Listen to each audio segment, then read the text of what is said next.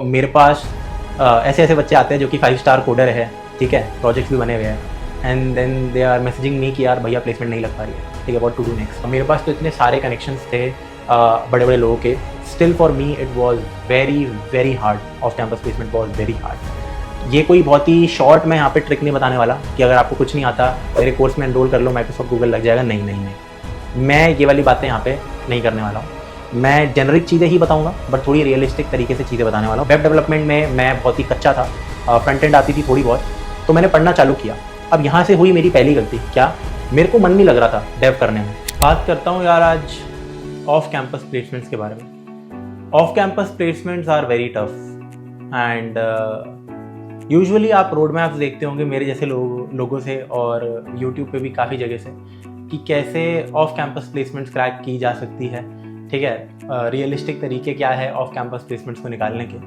But देखो, सच्चाई यही है कि मेजॉरिटी ऑफ कैंपस प्लेसमेंट्स मतलब होती ही नहीं है, हो ही नहीं पाती है, क्योंकि it is very tough, it is very very hard. And yes, मैंने खुद भी ऐसा बहुत बार बोल रखा है, काफ़ी लोगों से बहुत बार मैंने सुना भी है कि आप एटलीस्ट पहले अपस्किल हो जाओ, पहले अपने काम पूरा कर लो, प्रोजेक्ट्स बना लो, सब कुछ ढंग से कर लो, रेज्यूमे अच्छे से बना लो, सारे स्किल्स को एक्वायर कर लो, किसी टियर 1 के स्टूडेंट से 5 से 10 गुना ज़्यादा स्किल्ड हो जाओ, देन आपका आराम से हो जाएगा फिर ऑफ कैंपस। बट देखो, सच्चाई ऐसी है, जब मेरे को खुद बहुत सारे ऐसे बच्चे हैं टियर 2 टियर 3 के स्टूडेंट्स, कॉलेज के स्टूडेंट्स, नॉट सिटीज़, जिनको बहुत कुछ आता है। मतलब अब आप एक बात बताओ, मेरे पास ऐसे ऐसे बच्चे आते हैं जो कि 5 स्टार कोडर है, ठीक है, प्रोजेक्ट्स भी बने हुए हैं, and then they are messaging me कि यार भैया प्लेसमेंट नहीं लग पा रही है, ठीक है, what to do next. Because yes, off campus placements are very hard. अगर किसी को नहीं पता कि ऑफ कैंपस प्लेसमेंट्स क्या होती है, तो बेसिकली अगर आप कभी भी नौकरी करना चाहते हो तो एक तरीका तो होता है कि आप जिस कॉलेज में हो वहीं कैंपस में प्लेसमेंट्स आती है, कंपनीज आती है, एंड टॉप स्टूडेंट्स को या फिर जो भी एलिजिबल स्टूडेंट्स हैं उनको वो प्लेस करती है। दूसरा तरीका क्या होता है, ऑफ कैंपस प्लेसमेंट, यानी कि कैंपस मीडिएटर नहीं होता। बेसिकली इसके फिर 3 तरीके रह जाते हैं। या तो आप वेबसाइट पे जाओ, जो कि मान लो एक बड़ी कंपनी है, उसकी जॉब पोर्टल्स पे जाओ, अप्लाई करो। दूसरा तरीका होता है यार कि लिंक्डइन पे अप्लाई करो। तीसरा तरीका कि किसी से रेफरल ले हो। रेफरल का मतलब बेसिकली मेरे अगर पापा के वर्ड्स में बोलूँ तो सिफारिश लगाना, बट नॉट एग्जैक्टली सिफारिश। रेफरल होता है कि अगर एक बंदा एक कंपनी में काम कर रहा हो तो वो आपके लिए वाउच कर सकता है, वो आपको रेफर कर सकता है अपनी कंपनी में, जिससे जो चांसेस सिलेक्शन के वो बढ़ जाते हैं। But even after all of this, off campus placement is still very very very very hard. एक पोजीशन के लिए इतने सारे लोग अप्लाई करते हैं, इतने सारे लोग रेफरल लेते हैं, आपको आइडिया भी नहीं है, ठीक है। मैंने खुद मैं तो रह चुका हूँ इंजीनियर पेटीएम में, थोड़ी देर रहा था, फिर उसके बाद मैंने अपना टीचिंग करियर कंटिन्यू करा था। बाद में खुद मेरा मन था कि यार थोड़ा ना इंजीनियरिंग की तरफ आता हूँ, बट मेरे पास तो इतने सारे कनेक्शंस थे बड़े बड़े लोगों के, still for me it was very very hard. Off campus placement was very hard. तो मैं आप कुछ यहाँ पे सिर्फ ये नहीं बताना चाह रहा, दुख नहीं जाया करना चाह रहा कि स्टूडेंट्स को क्या फील होता है, ऑफ कैंपस प्लेसमेंट एक्चुअली में कितनी मुश्किल होती है। अभी बस मैं ये बता रहा था आपको कि हाँ यार, ये कोई हलवा नहीं है, एंड एवे ही नहीं लग जाती, बहुत ज़्यादा मेहनत करनी पड़ती है, और उसके बाद भी बहुत सारी चीज़ें आती है, लक भी होता है एक फैक्टर यार। तो मैं चाहता हूँ आप थोड़ा सा ना इस वीडियो को देख के हल्का सा पेशेंट हो अपने आप में, और मैं कुछ 2 से 3 चीज़ें यार लिख के लाया हूँ, ठीक है, जिससे शायद आपके जो चांसेस है, शायद क्या चांसेस तो आपके डेफिनेटली बढ़ जाएंगे एक ऑफ कैंपस प्लेसमेंट को सिक्योर करने के लिए, ठीक है। और ये कोई बहुत ही शॉर्ट मैं यहाँ पे ट्रिक नहीं बताने वाला कि अगर आपको कुछ नहीं आता मेरे कोर्स में एनरोल कर लो, माइक्रोसॉफ्ट गूगल लग जाएगा। नहीं नहीं नहीं, मैं ये वाली बातें यहाँ पे नहीं करने वाला हूँ। मैं जेनरिक चीज़ें ही बताऊँगा, बट थोड़ी रियलिस्टिक तरीके से चीज़ें बताने वाला हूँ। सबसे पहली बात तो यार, ऑफ कैंपस प्लेसमेंट में चैलेंज ये रहता है कि आपके कैंपस में तो लिमिटेड अमाउंट ऑफ स्टूडेंट्स हैं, ऑफ कैंपस में देखा जाए तो अनलिमिटेड स्टूडेंट्स हैं, हज़ारों लाखों बच्चे अप्लाई कर रहे होते हैं, आपको उनमें से टॉप बनना है। तो आपको कम से कम यार एक ऐसे बच्चे से, मान लो अगर कोई आईआईटी में है, उसकी प्लेसमेंट हो रही है एक XYZ कंपनी में, और आपको भी उसी कंपनी में प्लेस होना है, तो आपको उससे 5 से 10 गुना ज़्यादा स्किल्ड होना पड़ेगा। And I am not even kidding. आपको हर चीज़ में उससे बेटर होना पड़ेगा और एक्स्ट्रा चीज़ें भी आपको आनी ज़रूरी है। क्योंकि देखो कहीं ना कहीं अभी भी रिज्यूमे में आप ये समझो ना, जब एजुकेशन का सेक्शन अच्छा खासा ठीक ठाक होता है, वो क्यों होता है, देखा फिर भी जाता है, कंपनीज कहीं ना कहीं वो देख लेती है फिर भी। तो for you to stand out आपको कुछ आगे एक्स्ट्रा करना पड़ता है। क्या एक्स्ट्रा कर सकते हैं उस बारे में बात करते हैं थोड़ी सी।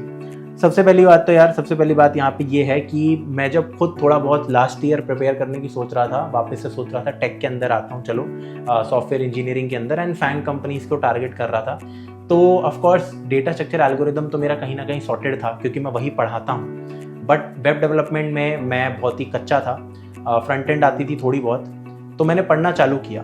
अब यहाँ से हुई मेरी पहली गलती, क्या, मेरे को मन नहीं लग रहा था डेव करने में, एंड रादर दैन, ठीक है, फॉर्मिंग अ डिसिप्लिन, ठीक है, rather than telling my self कि यार कोई बात नहीं, पसंद नहीं भी है तो ज़बरदस्ती करो, पसंद करो इस चीज़ को एंड सीरियसली लो इसको, मेरे दिमाग में ना 10 टाइम्स ज़्यादा ये थॉट आते थे, ये चीज़ मैं क्यों कर रहा हूँ, मैं क्यों वेब डेवलपमेंट कर रहा हूँ, यार मुझे नहीं पसंद, डीएसए में मज़ा आता है, कितना अच्छा है, प्रॉब्लम सॉल्विंग है।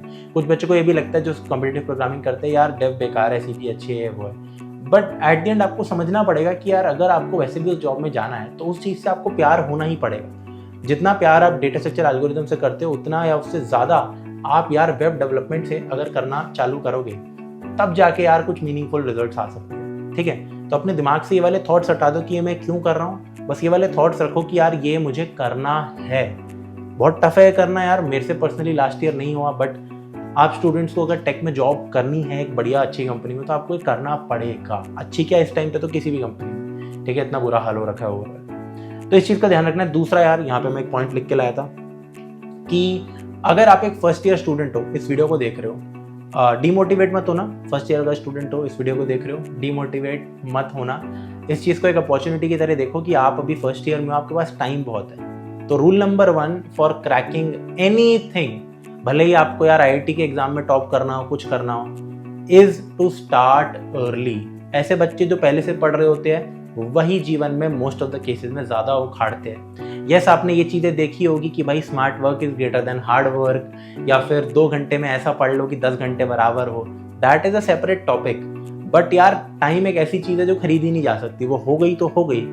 आप अपने टाइम पे बेस्ट कर सकते हो बचे हुए टाइम के लिए, लेकिन स्टार्ट अर्ली प्लीज़ यार। फर्स्ट ईयर को इस तरीके से मत निपटाना कि यार फर्स्ट ईयर ही तो है, मज़े मारते हैं। अगर आप एक एवरेज कॉलेज से हो तो ठीक है, तो प्लीज़ ध्यान रखना कि यार आपके लिए, अगर आप एक एवरेज कॉलेज में बीटेक कर रहे हो तो फर्स्ट ईयर आपके थर्ड ईयर की तरह ट्रीट करो कि यार अभी से सीरियस होना है, तभी यार कुछ इक्विवेलेंट काम करोगे। वरना जिंदगी भर रोते रहोगे कि यार इन आईआईटीएंस को हमसे ज़्यादा एडवांटेज मिल रहा है, एनआईटीएंस को हमसे ज़्यादा एडवांटेज मिल रहा है, काश पढ़ लेते उस टाइम पे, ये वो फलाना ढिमकाना। प्लीज़, ठीक है, तो थोड़ा सा इसको एज एन एडवाइस रखो। दूसरा यार, जितना ज़्यादा आप बेटर करते हो ना काम, जैसे ऑफ कोर्स जो बेस्ट ऑफ द बेस्ट बंदे होते हैं ना, वो हर चीज़ में बेस्ट होते हैं। वो डीएसए सीपी में बेस्ट होते हैं, वो वेब डेवलपमेंट में भी बेस्ट होते हैं, वो बहुत चीज़ें कर रहे होते हैं, वो हैकाथॉन में पार्टिसिपेट करते हैं स्टार्टिंग से ही, पहले साल से ही। ठीक है, वो वही बच्चे होते हैं जो टॉप ग्रुप में रहते हैं, तो आपको भी उनमें से बनना है। ठीक है, find a peer group like that, या फिर इंडिविजुअली कुछ ऐसा करो, स्टार्टिंग से करो। लेकिन ठीक है, बी द टॉप 1%। ये इंपॉर्टेंट मैंने यहाँ पे चीज़ लिख रखी थी, एक टॉप 1% में आपको आना ही पड़ेगा ऑफ योर कॉलेज, चाहे आप किसी भी कॉलेज में।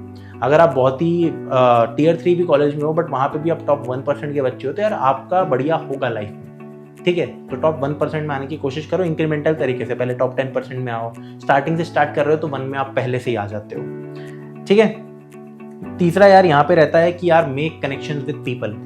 अब जैसे मान लो मैं सेमिनार्स में जाता हूँ कभी कभी, मैं बस एग्जांपल दे रहा हूँ, कॉलेजेस में विजिट कर रहा हूँ, ठीक है, तो बच्चे कुछ कनेक्ट होते हैं वहाँ से मुझसे। तो काफ़ी बार ऐसा हो रखा है कि यार बच्चे मुझसे कनेक्ट हो गए, फिर उनको ना एक इंटर्न की अपॉर्चुनिटी मैंने प्रोवाइड कर दी। मैं बस एग्जांपल के तौर पे कह रहा हूँ, जैसे अभी मैं जीएफजी में काम करता हूँ, इससे पहले मैं कहीं और काम करता था, तो वहाँ पे भी सिमिलर सा सिनेरियो था।